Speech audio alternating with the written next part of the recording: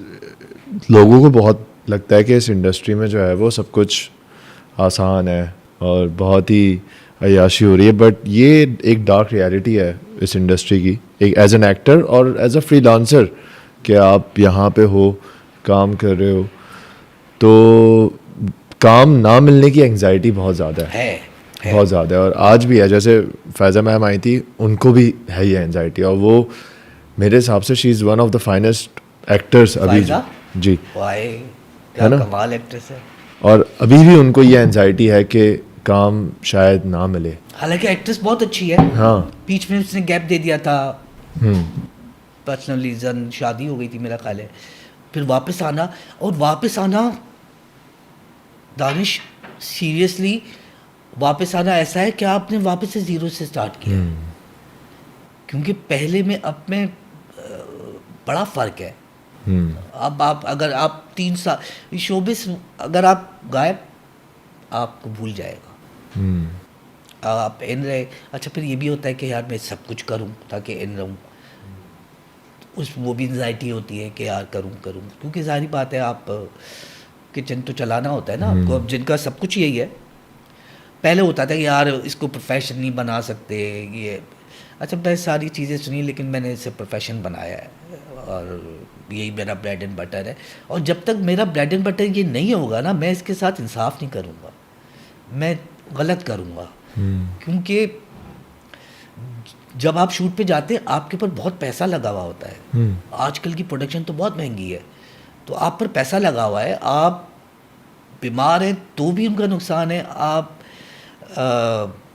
की नीयत ख़राब है, आप नहीं जाना चाह रहे, आप पूरी रात पार्टी शार्टी करें और सुबह नहीं उठ पा रहे, तो भी फिर कैसे मिलेगा। हाँ, डील देता है अल्लाह ताला। और अभी जितने भी हमारे स्टार हैं, सब ने बड़ी स्ट्रगल की है। कोई फवाद ऐसे ही नहीं आया, कोई फहाद ऐसे नहीं आया। फहाद की स्ट्रगलिंग देखी है मैंने। कोई एक्टर ऐसा नहीं है जो स्ट्रगल, अच्छा जो कहता है मैंने स्ट्रगल की ही नहीं है, वो शायद झूठ बोल रहा है। क्योंकि स्ट्रगल वो अगर अभी भी आया है, दाना नीर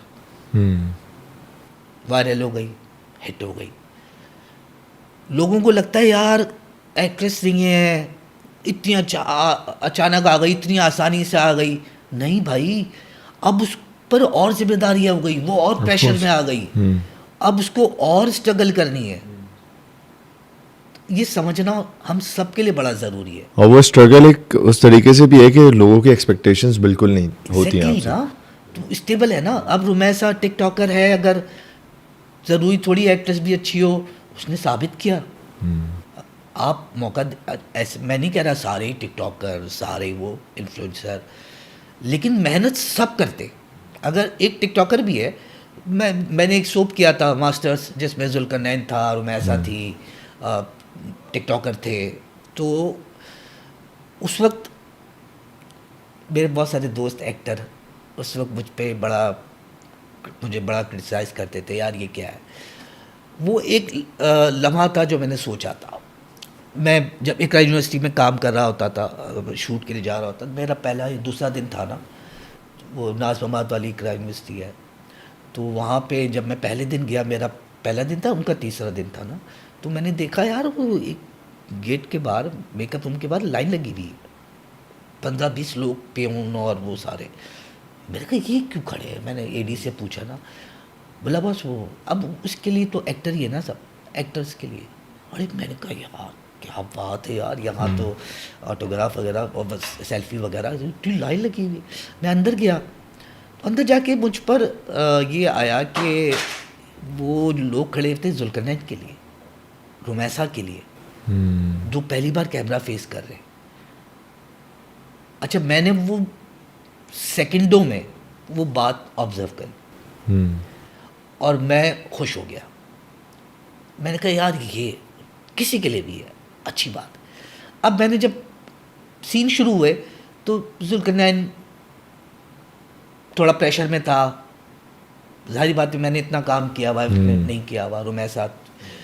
तो मैंने ताशी भाई डायरेक्टर थे, मैं ताशी भाई को, मैं ताशी भाई एक काम करें, 1-1.5 घंटे का गैप देते हैं, आप कुछ और कर लें। अरे क्या हो, मैं कर देते। मैं बैठा जुल्करनैन के साथ, रुमैसा के साथ और दोस्ती हो गई ना, केमिस्ट्री बनने लगी। अब जब सीन किया हमने 1-1.5 घंटे बाद, तो वो खुल के आए। उनके जहन में था शायद मैं हीरो हूँ जुल्करनैन, तो आज धीमे बोलूँगा। लोग समझाने वाले भी होते हैं ना कि यार तू धीमे बोल, हीरो है। हाँ। मैंने कहा भाई ये कॉमेडी है, खुल जा। कॉमेडी आपको खोल देती है, आप कहीं भी बैठ जाएंगे, आप कहीं भी, क्योंकि सबसे मुश्किल तरीन काम जो है ना वो कॉमेडी है, जो लोग समझते नहीं है, बिकॉज वो absurd है। जिसको रिस्पेक्ट भी नहीं देते। कॉमेडियन हाँ। को रिस्पेक्ट भी यहाँ नहीं, बॉलीवुड में भी नहीं देते। बॉलीवुड में भी यार कॉमेडियन, उसका वो ग्रेड कम कर देते हैं, या जो भी फिल्मों में।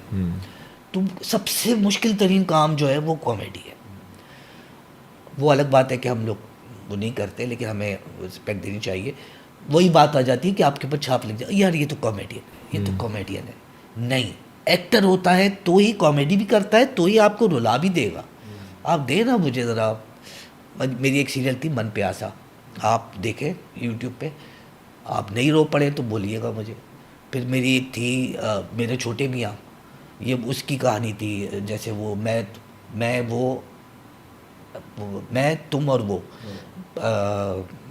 यशपाल यादव, वो छोटा कद और बीवी, वो आप नहीं रो पड़े तो मुझे बोलिएगा। तो एक्टर होता है, कॉमेडियन कोई टर्म नहीं होती। हाँ वो जो जैसे स्टैंड अप कॉमेडी एक वो आया हुआ है, ओके, वो इंटरटेनर है, वो स्टैंड अप कॉमेडियन है, वो लाइव है, वो एक्टर नहीं है, वो एक्टर नहीं है, इंटरटेनर है। टर्म उसको आर्टिस्ट में गिनेंगे, लेकिन वो एक्टर जो है, अब इवन फवाद भाई भी कॉमेडी की है यार, जट एंड बॉन्ड। फहद भी ना मालूम फरहाद, कॉमेडी आपके अंदर है, होती है। तो एक्टर के अंदर, एक्टर पूरा पैकेज होता है, उसको आप अलग से नहीं कर सकते यार ये खाली रुला सकता है, ये खाली हंसा सकता है, नहीं, ऐसा नहीं है। एक्टर पूरा पैकेज है, आप उसको मौका तो देना। बट आपको लगता है कि आप एक ही चीज़ बार बार करते हो तो फिर आप इंडस्ट्री में टाइपकास्ट होना स्टार्ट हो जाते हो, right? बिल्कुल है। अभी मैंने एक सीरियल की, बल्कि मैंने और फाहद ने एक सीरियल की थी, वीना, जिसमें हम दोनों ट्रांसजेंडर बने थे।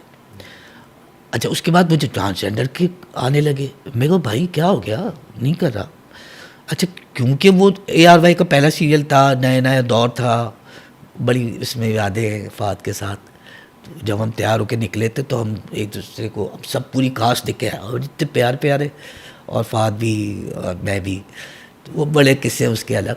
लेकिन उसके बाद फिर मुझे 2-3 ऑफ़र हुए, मैंने मना किए। फिर मैंने अभी जाके एक सीरियल की जिसमें मैं ट्रांसजेंडर बना, और वो भी मैंने इसलिए किया क्योंकि उसमें ट्रांसजेंडर नहीं था, उसमें वो ट्रांसजेंडर एक कहानी थी। मतलब वो माँ बनता है, बच्ची को पालता है, जो हीरोइन है उसको पालता है, और फिर वो वहाँ मैं कह सकता हूँ कि मैंने 1-1.5 हफ्ता इनके साथ टाइम गुजारा, ट्रांसजेंडर्स के साथ। उनको पूछा कि ताली बजाते हैं किस तरह, तो उन्होंने मुझे बताया ताली बजाते ही नहीं है, ताली सिर्फ आप मुतवज्जा करने के लिए, अटेंशन सीकर के लिए आप ताली बजाते हैं। मतलब ताली हमारे यहाँ कॉन्सेप्ट नहीं है। यहाँ पे हमने उसको एक तमाशा बनाया हुआ था कि ताली बजाओगे, चीखोगे तो ही है, उनकी आइडेंटिटी के तो साथ। मैंने रिस्क लिया, और रिस्क मुझे डायरेक्टर ने लेने दिया, चैनल ने लेने दिया। मेरे लिए सबसे मुश्किल कैरेक्टर था, क्योंकि आप 30-40 दिन ऐसे गेटअप में रहते, सुबह जा रहे रात को आ रहे, और वो वन गो में था। मेरे जिस्म का एक साथ दर्द करता था। फिर होता ये था कि आप कुछ इवेंट होता था या कुछ होता, तो आपने सुबह का मेकअप किया हुआ है, शूट 2 घंटे 1.5 घंटा लगता है ना पूरा मेकअप में, ज़ाहिर बात है। फिर 10-11 बजे और वो इवेंट हो रहा है, तो आपकी शेव आ रही है, मेकअप फट गया, फिर मेकअप धोएं, फिर उल्टी शेव करें, फिर मेकअप करें, फिर डांस करें इवेंट पे, या फिर रोना या जो भी है।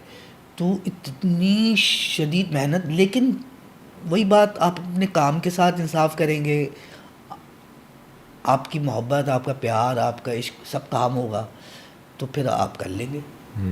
उसके बाद फिर मुझे अभी फिर एक ऑफ़र हुआ, मैं कहा नहीं करूँगा, सीरियल के लिए मैंने इसलिए रिस्क ले लिया था, मैं गया चलो, तो आज चैनल भी और था, अच्छा लोगों को नज़र आया वो, क्योंकि एक्टिंग नज़र आई ना, ट्रांसजेंडर नज़र नहीं है, एक्टिंग नज़र आई।